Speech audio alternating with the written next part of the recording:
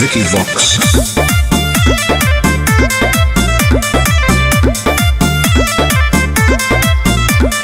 होली खेले अहे छौरी अहिर के खटाल में रंगावा लगाई देबो गोर दुनो गाल में हे गे होली खेले अहे छौरी अहिर के खटाल में रंगावा लगाई देबो गोर दुनो गाल में डीजे पर बजा के रंगदारी वाला गाना नाच दे भी होली में तो चोली के खजानावा यस डार्लिंग नाच दे भी होली में तो चोली के खजानावा ओके करे जा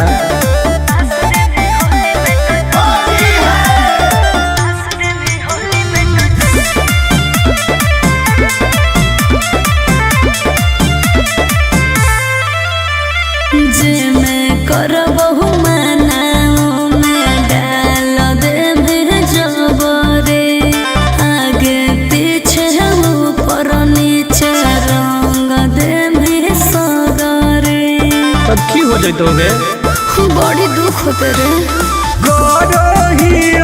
प्यार गे तू समझो ही रंगदार गे लूजर वाला लूजर पहन के अहे सालावार गे आइबो नहीं मिले धोखे को हो ही गाना नाच दे में होली में तो चोली के खजानावा ना पागल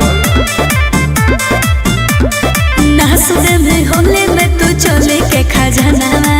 सगरो रंगाई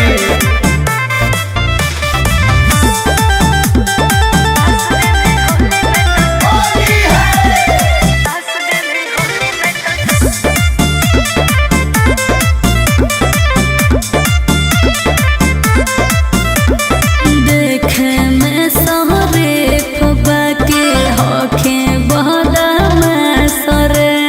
हाँ कौन बिसरा सटुन टुन आनंद पहरा सरे आगे तोरा बिना फीका रहो तो फागुन के महीना गे ओइनी नहीं मिले मुश्किल हो तो हमर जीना गे